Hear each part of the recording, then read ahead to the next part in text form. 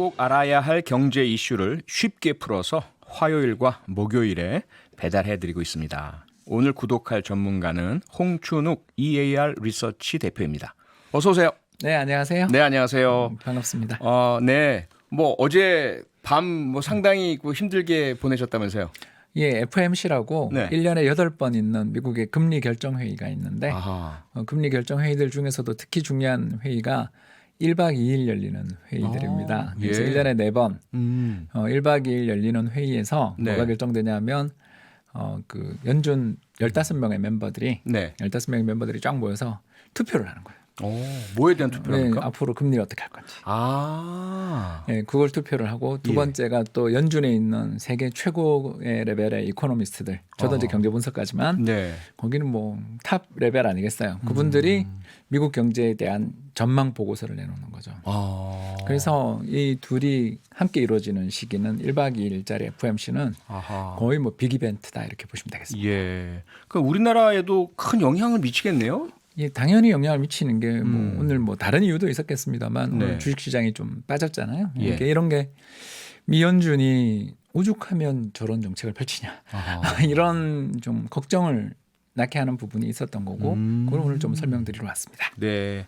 그럼 우선 오늘 새벽에 결국 결정된 그 평균 물가 목표제 이것이 재확인됐다 이렇게 네. 지금 보도 나왔던데 그거 좀 설명 좀 해주시죠. 무슨 말인지. 예, 작년부터 이미 네. 미 연준뿐만 아니라 전 세계 중앙은행 포럼에서 네. 굉장히 많이 논의됐던 주제인데요. 이 주제를 한마디로 제가 설명을 드리자면 예. 올해는 경제가 충격이 크잖아요. 네. 그래서 올해는 제로 물가일 거예요. 1% 미만 그러겠죠. 근데 예. 내년이 예를 들어 이런 일은 정말 없어야 되는데 2009년 10년에 무슨 일이 있었냐면 중동 민주화 시위 혹시 기억나세요? 네네네네. 예, 시리아 내전, 예. 리비아 내전, 네. 그리고 튀니지에서 벌어졌던 막 연이어 그 민주화 일어났었죠. 시위. 예. 이런 것 속에서 경제는 안 좋은데 유가가 급등했어요. 자, 이거 어떻게 해야 됩니까? 그때 유럽 중앙은행이 큰 실수를 저질렀죠. 왜냐하면 경제보다 물가가 더 중요해. 이러면서 예. 자 보면 2008년 9년에 제로 물가였으면 9년 10년 물가가 좀 올라도 연평균 물가 상승률은 4년 평균 하면 2% 정도일 텐데 네네. 그 2010년 11년에 물가가 2% 넘어가니까 네. 이건 물가가 우리 2% 목표인데 너무 2% 넘었으니까 높았어. 이건 안 돼. 그러면서 잡아야 금리를 돼. 2번 연속 인상했어요. 금리를. 예, 그리고 재정 위기가 이탈리아와 스페인의 최근 우리 코로나 네. 19 사태로 인해서 특히 그 의료 시스템 붕괴됐다는 느낌을 받게 하는 참상이 네. 특히 그 두 나라에서 벌어졌는데 그 두 나라가 모두 2011년, 12년 재정 위기를 겪으면서 어마어마한 재정 감축 네. 그리고 뭐 각종 이 복지 혜택을 축소시키는 과정에서 여러 문제들이 생긴 것 중에 그 이유가 있는 거 아니냐. 그러니까 이런 교훈이 있죠. 그래서 경제가 굉장히 큰 충격을 받았을 때는 네. 일시적으로 외부 요인으로 인해서 물가가 2% 넘어가더라도 참자. 근데 그걸 명시적으로 밝히자. 예. 이게 평균 물가 목표제. 이게 역사적 배경도 있고 뭔가 이 현실적인 이유들이 다 있네요. 그러니까 약속하는 거죠. 투자자들이나 특히 채권 시장 참가자들한테 네. 여러분 이런 일은 없어야 되지만 네. 유가가 급등하거나 아니면 식료품 가격이 급등하거나 해서 인플레가 일시적으로 나더라도 저는 2020년, 21년 물가가 안정됐던 거를 감안해서 네. 앞으로 물가가 2, 3% 이상 더 오르더라도 저희는 평균적 지난 3년 동안의 평균 물가는 아직 2% 안 되니까 참겠습니다. 이렇게 명시적으로 밝힌 거라고 볼 수 있는 거죠. 예. 그러면 일단 글쎄요. 저는 이렇게 보도라든지 옛날에 경제 교육 받았을 때 기억이 중앙은행은 인플레이션 파이터다. 그러니까 물가 잡는 그 전사다. 이러한 것들을 이제 들었던 기억이 나는데요. 그럼 지금 미 연준에서 지금 결정한 그러한 인플레가 좀 나더라도 좀 참는다. 물가 용인한다. 인상을. 이것은 좀 중앙은행의 본래 기능을 포기한다. 이렇게도 해석이 되나요?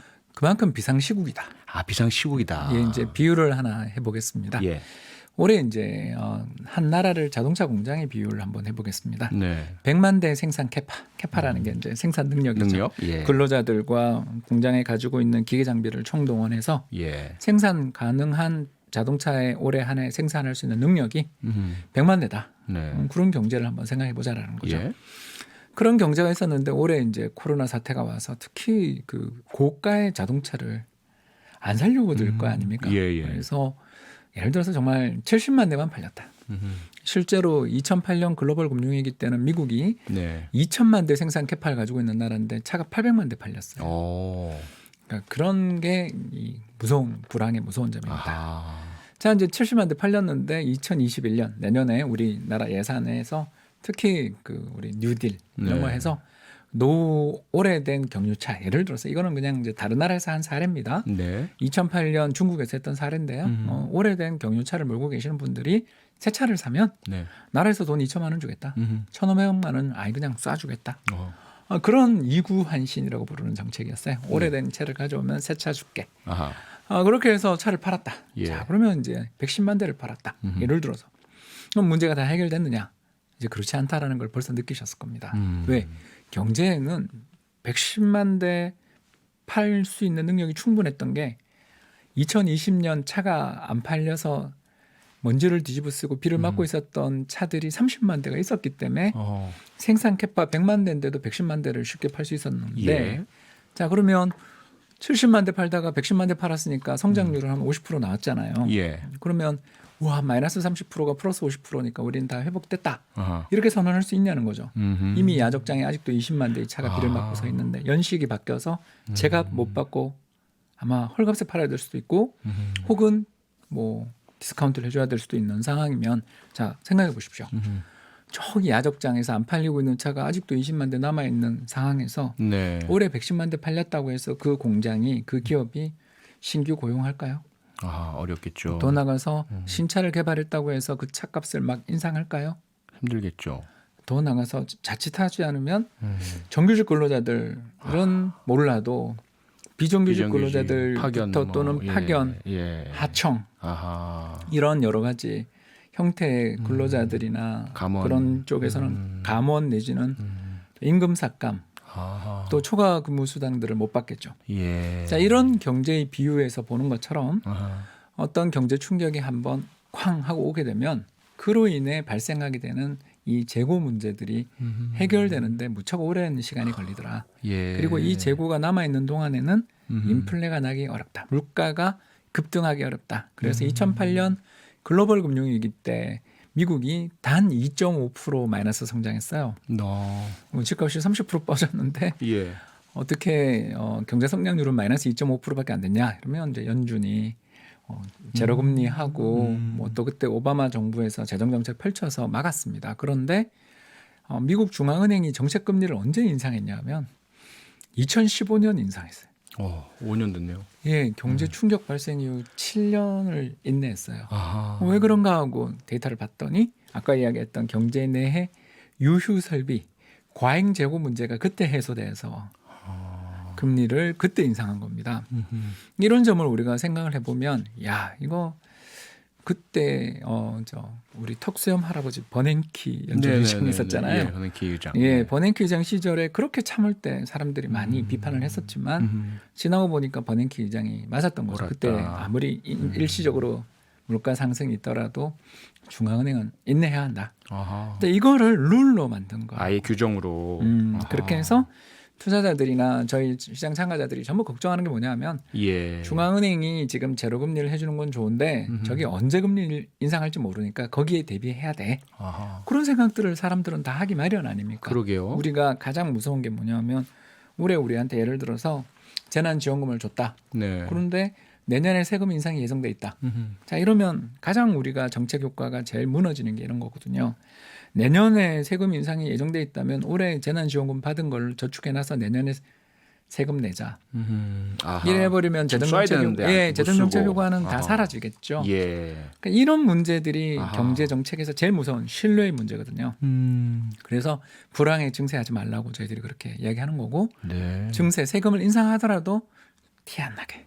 아. 그러니까 소리 소문 없이 해야지 그 올해처럼 재정 정책을 쓰고 있는 중에 내년 세금 인상하겠어요는 하면 큰일 난다라는 건데 통화 정책도 마찬가지인 거죠. 올해 금리를 인하했더라도 내년에 인상할 거라면 누가 그걸 믿고 떠나시죠. 그러게요. 이런 점들을 감안해 보시면 미 연준 입장에서는 아우 저희는요 올해 우리 물가가 제로잖아요. 그리고 뭐 내년도 재고 이렇게 많은데 물가가 오르겠어요?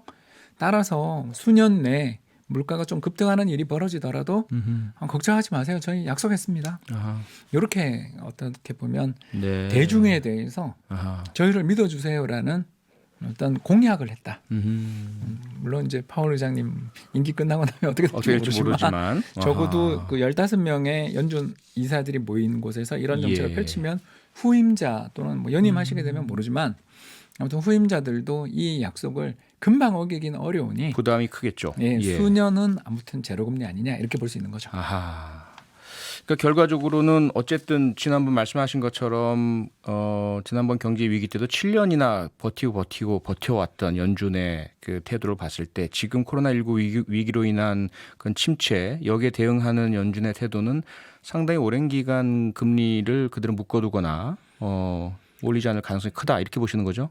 또 오히려 추가적인 하락이나 돈을 더 푸는 정책들이 나올 수도 있는 여지를 사실 여기는 만들어놨다고도 볼 수 있는 거죠. 예.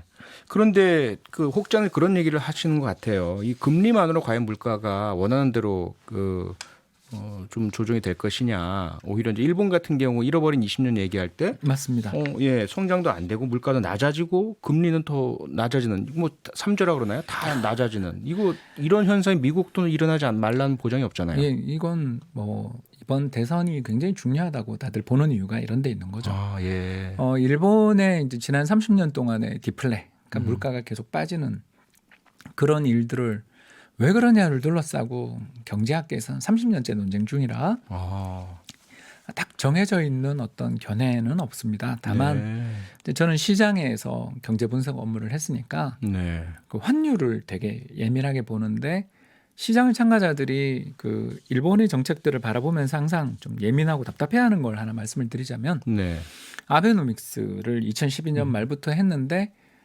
그러면 아베노믹스 하면서 주가는 거의 2배, 3배 올랐고 집값도 2016년부터 오르기 시작했거든요. 전국 집값이 상승 중입니다. 그러니까 성공했죠. 자산 시장만 보면. 그런데 물가는 못 올랐어요.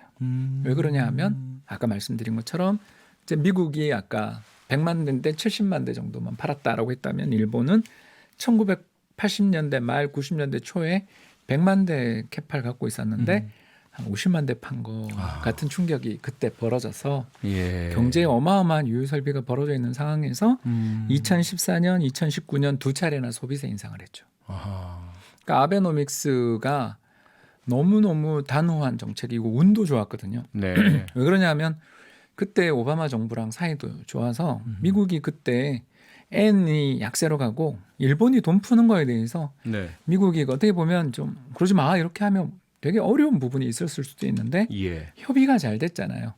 일본 경제 되게 어려우니까 그래 돈 풀어서 환율 조정해.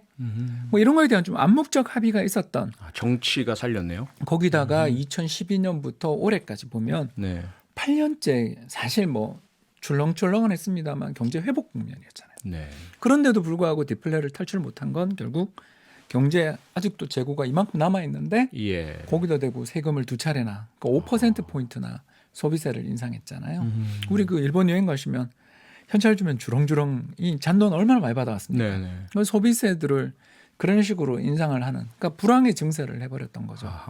그러니까 이 정책을 해놓고서 경제가 회복되려 그러면 세금 인상, 경제가 회복되려 그러면 세금 인상을 해서 뭐 재정은 예전보다 좀 나아졌을지 모르지만 대신 경제 전체로 보면 짐을 잔뜩 지고 그러니까 모래주머니를 차고 뛰는 이런 문제들이 있었던 셈입니다. 그래서 지금 미국 내에서도 다 문제가 4차 추경 우리만 한 게 아니라 미국도 하잖아요. 네 번째 재정 정책을 펼치는데 그거 어떻게 할 거냐를 둘러싸고 민주당 공화당 내 갈등이 심하다 보니까 사실 그거 때문에 지금 정부가 제로금리를 만들어줬으니까 연준이 제로금리를 만들어줬으니까 지금 정부가 재정을 쓰라고 연준은 간곡하게 애원하는 중인데 정치권에서 돈을 안 쓰니까 자, 우리 평균 물가 목표제 하겠어요.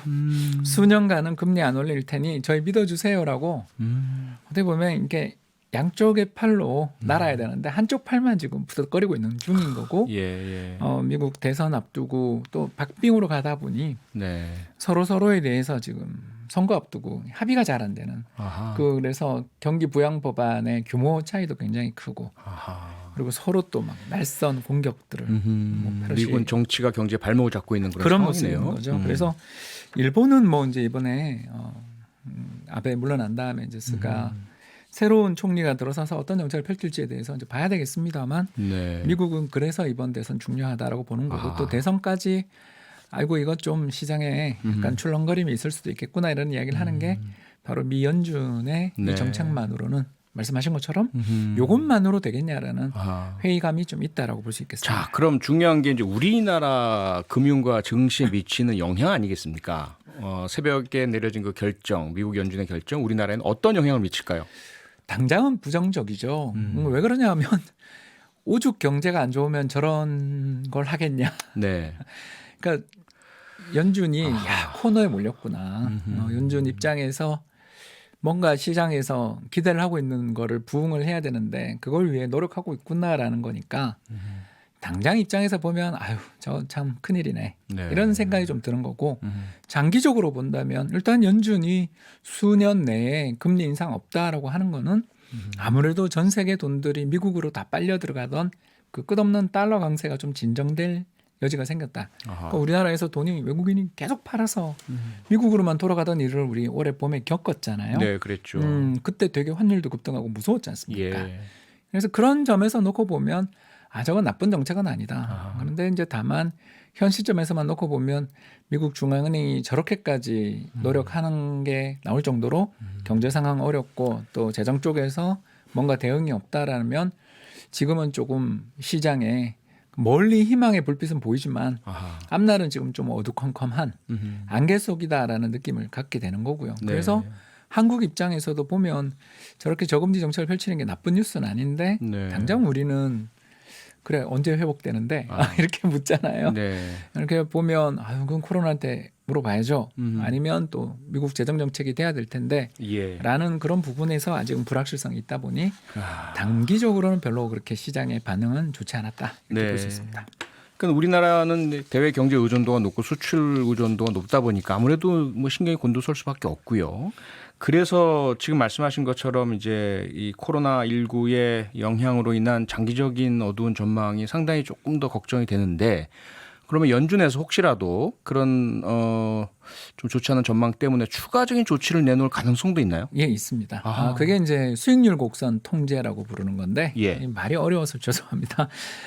중앙은행이 건드리는 금리, 중앙은행의 정책 금리는 예금 금리다 이렇게 생각해 두시면 되겠습니다. 예금 금리. 우리 요새 최근 은행에 갈 때마다 예금 금리 보면 한숨이 나오잖아요. 네, 그러게요. 0% 되잖아요. 네. 그러니까 한국의 정책 금리는 곧 은행의 예금 금리로 연결된다 이렇게 외워두시면 편하겠고요. 그런데 연준 중앙은행들이 컨트롤하고 싶은 금리는 사실은 예금 금리도 있지만 대출 금리죠. 대출 금리. 왜 예. 기업이나 가게가 빌려가는 돈을 떨어뜨려야 그게 실물의 돈이 도니까. 그러니까 지금 우리의 모든 사람의 걱정은 금융 시스템 안에서만 뱅뱅 돌면서 자산 가격만 버블이 생기지 실생활에 좋아지는 건 없다.